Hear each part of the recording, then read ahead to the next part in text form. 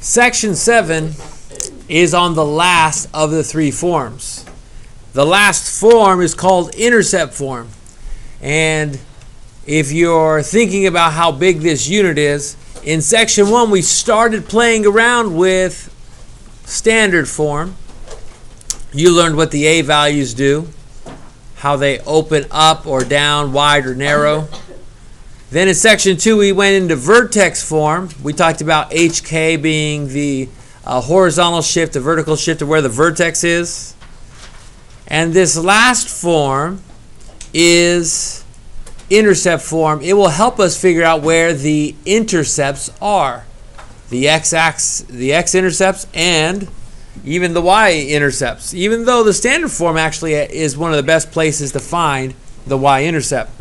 So one thing you have to know is that it doesn't matter which form it is, they all create parabolas as long as there's a quantity squared, and x times x would be x squared. So these are still going to make parabolas that open up, down in our graphs.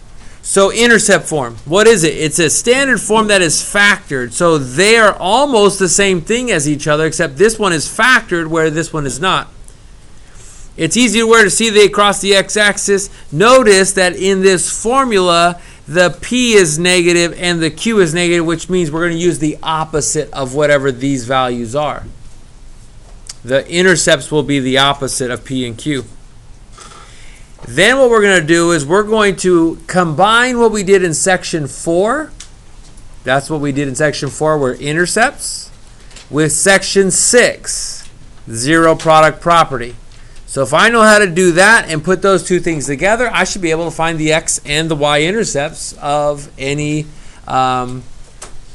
function that is in intercept form. Most of the time there will be two x-intercepts, but it is possible to have one x-intercept or even no x-intercepts.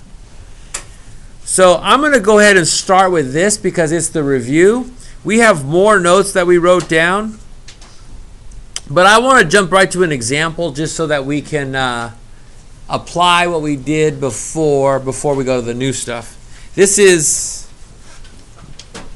the same. Number 4 on your worksheet. You have it in front of you. You're going to use the same process for numbers 1 through 6. The following quadratic functions are written in intercept form. That's what this means. Find x-intercepts for each. And if you don't know how to find the x-intercepts, we wrote that down in our notes. To find the x-intercept, substitute y equals 0. Use zero product property, write as ordered pairs. That's what we're going to do. First thing, we plug in 0 in for y.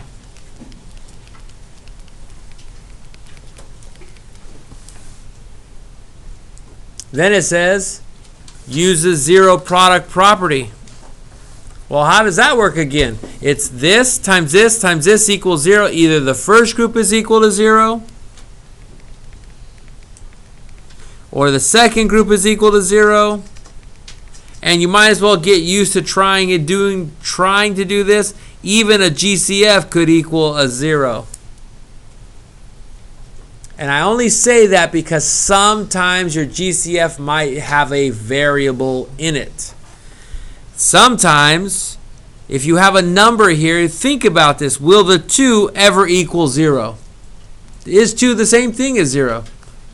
No. One is nothing and the other one is 2 is something. They're completely different. Sometimes this will produce a result, sometimes it does not. If there's a variable here, it might produce a intercept, but here it doesn't. What about x minus 5 equals 0? Remember how we talked about opposite? The opposite of negative 5 is going to be a positive 5. If you added 5 to the other side, x would be equal to 5 in this branch. What about that branch? Same. So we have, it looks like there's two intercepts, but they're the same number, which tells you that this graph crosses the x-axis in the same spot. There's only one intercept that has a y of 0 and an x of 5. Let's write that down. 5, 0. The x is 5, the y is 0. That is your x-intercept. You don't need to write it twice. This is telling you when you go 5 to the right that the parabola only touches the x-axis one time. Most of the time you're going to have two answers, but sometimes it's going to be one. Just write it down once. Second example that I chose for you is going to ask you for the y-intercept. Well, we've done that. For x-intercept, we plugged in 0 in for y. But for the y-intercept, we plug in a 0 in for the x.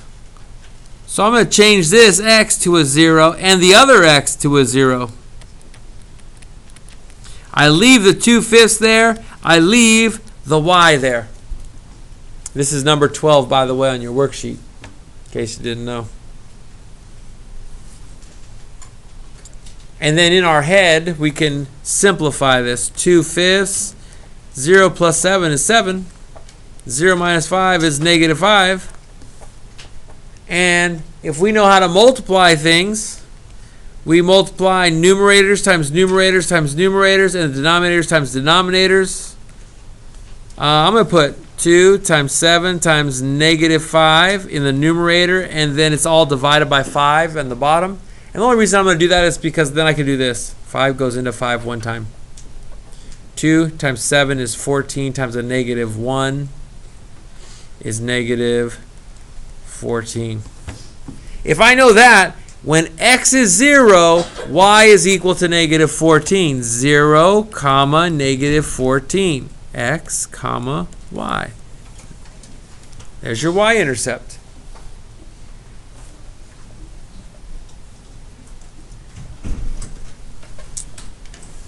So this is a good review for you, because if I want to find the x-intercept, we plug in a 0 in for y, and we solve it. You can tell that when it's factored, it goes pretty quickly. When you want to find the y-intercept, you plug a 0 in for x, and then you figure out what y is when x is 0. There's your y-intercept. There is only one y-intercept, by the way, because no matter where your parabola is, it only is going to hit the y-axis one spot for functions. And then we get to the more complicated stuff. The more complicated stuff is this. It's right here. What happens when something is in standard form? What do I do to find the axis of symmetry or to find the vertex? I gave you some steps here in your notes. But primarily, you're going to use this simple formula. And it doesn't matter if you are in my class or in another Math 2 teacher's class, or even some other Math 2 teacher in some other part of Clovis Unified School District. This formula is the same. This is how we teach you how to do it no matter what. The trick is it only works when it's in standard form. So standard form, we have it at the top of our worksheet. It looks like this. Awesome.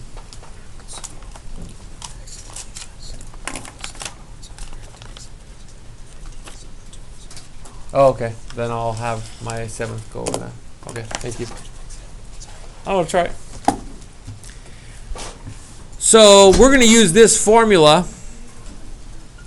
The B is the number in front of your x. The A is the number in front of your x squared. The C is the number that's by itself. That's how we can tell what is A and what is X and what is BX and so on. So we're going to use this to find our axis of symmetry. Some textbooks call it the line of symmetry. It means the same thing.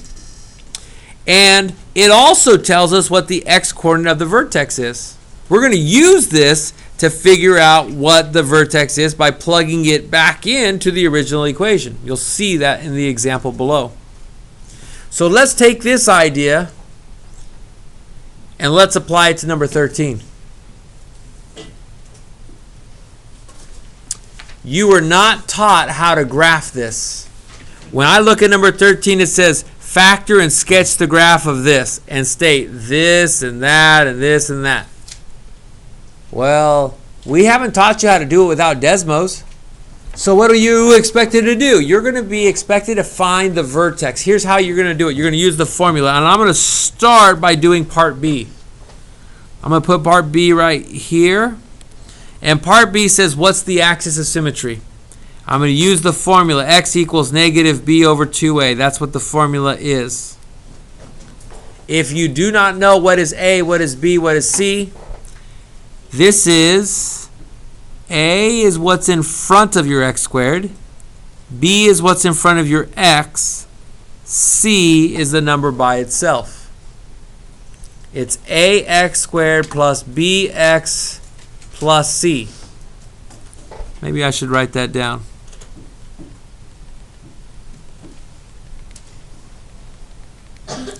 So when I look at this, I know what A is because I know what the number in front of the x squared is. The A has to be, if you know what number it is, tell the person you're sitting next to what that number is. I heard a lot of people say 1 to their partner. Good job. This says negative B, or the opposite of. I'm just going to put that negative sign right there. What's the opposite of the B value? I'm hoping you know it's 2. So I'm going to put negative 2 there. And so this tells you your axis of symmetry is x equals negative 2 divided by 2 times 1. X equals negative 2 divided by 2 times 1, which is x is equal to x equals negative 1. That's our answer for part B. That tells you there's a line, a vertical line at x equals negative 1. This is the line that the parabola will fold on top of itself.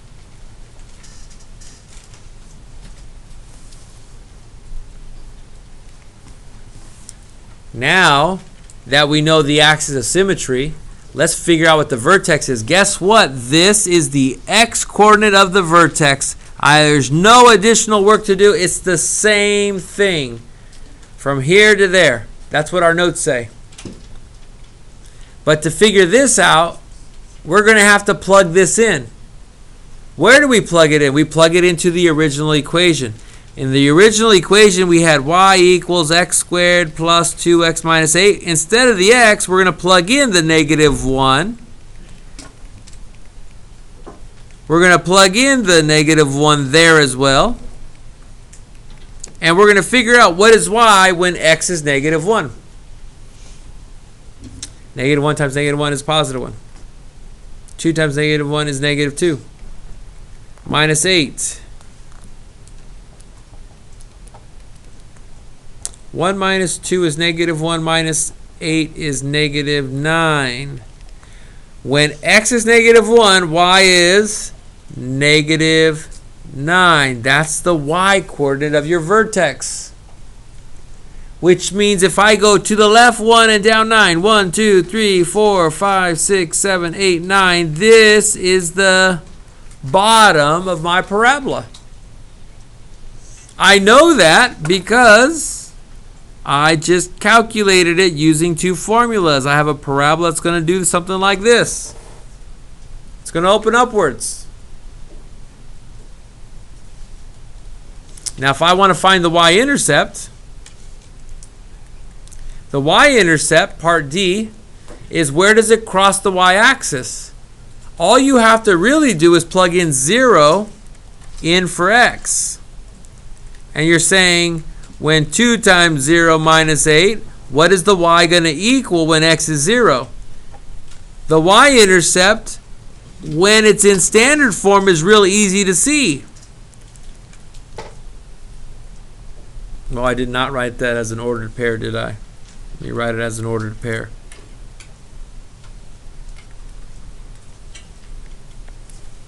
Not negative 9, negative 8, Mr. Paramo. Got it.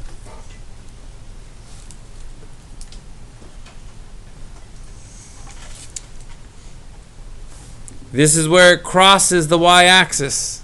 It's the c value when it's in standard form. The only thing we didn't figure out were the x-intercepts. And the x-intercepts are a whole lot easier to do if you actually factor it. So I'm going to do that first. X times x is x squared. And then with the 8, you have 8 times 1, 1 times 8, 2 times 4, 4 times 2. Those are our possibilities. The only way to get to a positive 2 is the 4 and the 2. And I need a positive 4x and a negative 2 to multiply to be a negative 8. And then 4x minus 2x would make the 2x in the middle.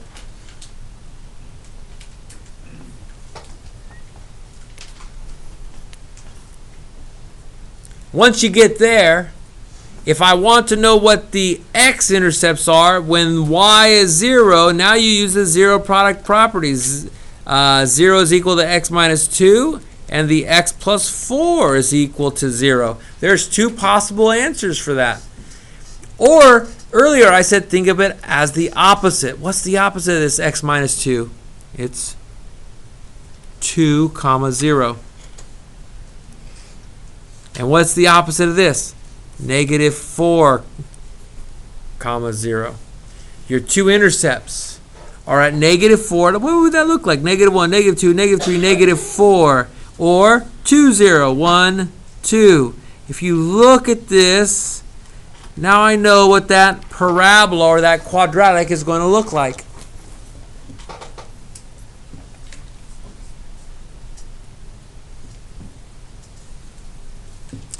We factor to find x-intercepts when it's in standard form. We use a formula to find the axis of symmetry otherwise. That's kind of what most of us do. The axis of symmetry is exactly in the middle of these two intercepts, by the way. Like I could have counted if I wanted to once I found those intercepts as well. The last thing that we're going to do is we're going to have to convert between vertex form to standard form and from standard form into intercept form. Now, just because we've never done it before, I put down some steps, things for you to follow, but we're going to FOIL the binomial squared. We're going to distribute A into the trinomial. We're going to combine constants. We're going to factor out a GCF and then factor the trinomial using guess and check. So the best example I can do is actually do some with you. I chose 16, and I'm only going to use the top two boxes. You will do the other boxes on your own. It says, find an equivalent version of the equation in standard form and intercept form and show work for each. This is in vertex form. How do I go to standard form? You need to expand this part first. There's a 2 in front. Leave the 2 in front. There's a minus 8 outside. Leave the minus 8 outside. What you're going to do is you're going to take this x plus 1 squared, and you're going to know that there's 2 of those, and you have to FOIL this sucker out. X times x is x squared, plus 1x, plus 1x, plus 1. For me, there was a whole lot of stuff. I put it inside a bracket because I was multiplying all that out. You can think of it, it's still in parentheses.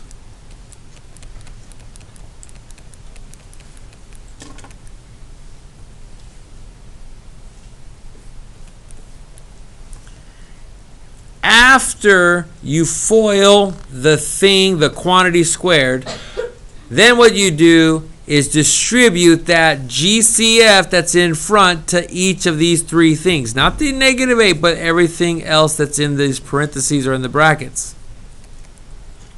2x squared plus 4x plus 2. Once you do that, then it's just minus 8. Lastly, you can combine these two constants.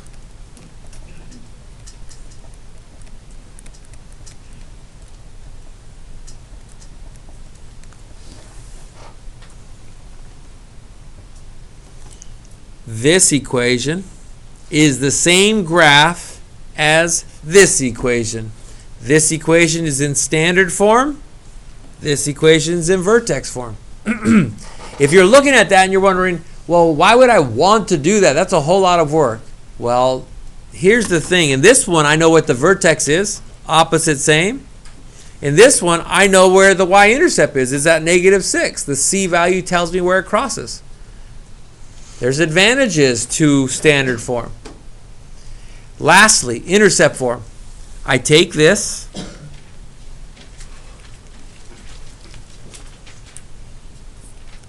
and then I look for a GCF first. Is there a GCF of all three of those things? If so, you're going to put it in front of parentheses.